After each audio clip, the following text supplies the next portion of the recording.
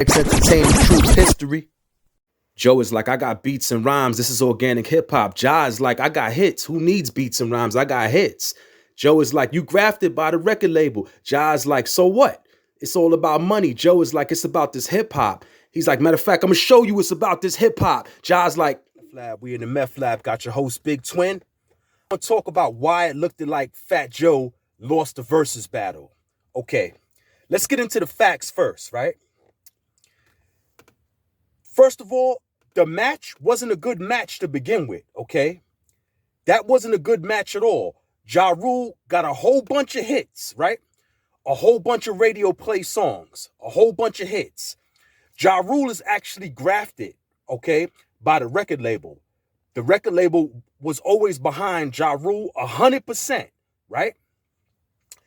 Now, let me talk about some more facts. I'm trying to understand why Fat Joe used one of his best songs to open up the actual battle. He used Flojo. I kind of wanted him to wait till, till it actually warmed up, till the battle actually warmed up to use that song, right?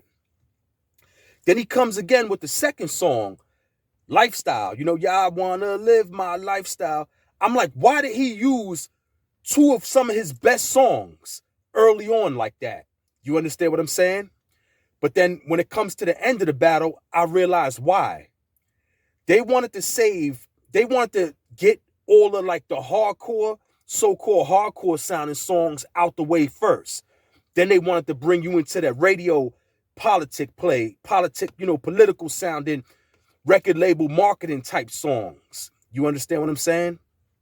Now, when it actually comes to like beats and the rhymes, Fat Joe wins, okay? He wins, hands down, when it comes to beats and rhymes. But tonight's battle, that's not what tonight's battle was about. Tonight's battle was more about the politics of the music business. Those type of songs, the grafted songs, the grafted features from the music business, okay? Now, that would always win. Radio songs would always win against songs that really aren't that big. Let me say this, against songs that don't have radio play and don't have the radio exposure. You understand? Now, I knew they was going to bring people out. They brought out Ashanti. They brought out Little Mo. You understand what I'm saying? That was an automatic body right there for Ja. Now, one thing you got to remember, right? There's a lot of fans of Ja Rule based on just his radio play, all right? There's people that never ever, right?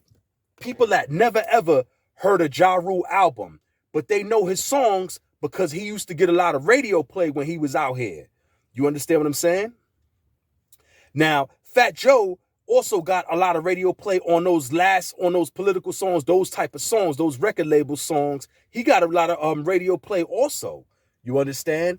But Ja Rule has more. And that's why everybody is saying that Joe actually won, Ja Rule actually won this battle.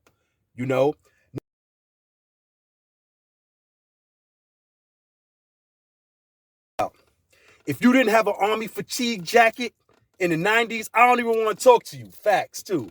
You know what I mean? Did you have an army fatigue jacket in the 90s? Let me know.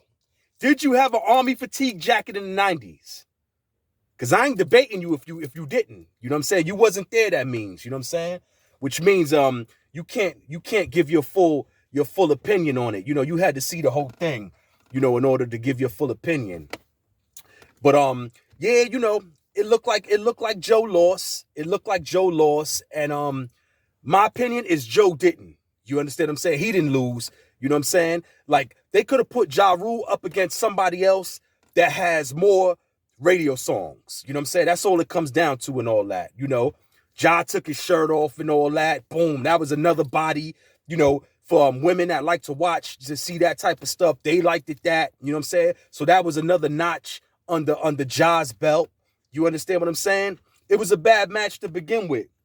And salute Joe for even jumping on that stage, you know what I'm saying? Knowing that what he was up against. He was up against a bunch of radio hits, you know? So salute Joe for even, you know, getting on the stage and jumping up against him.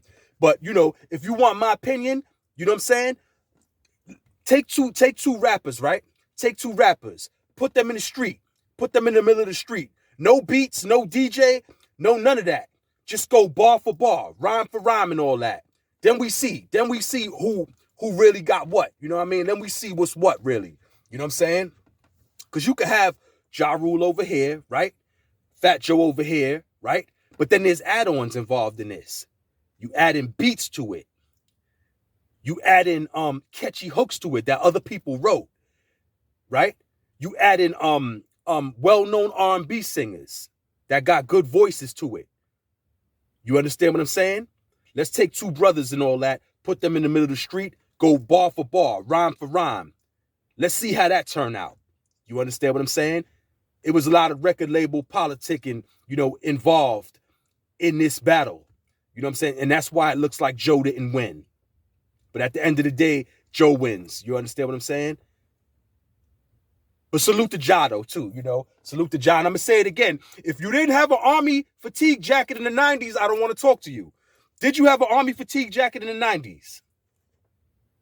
I'm going to say it again. Did you have an army fatigue jacket in the 90s?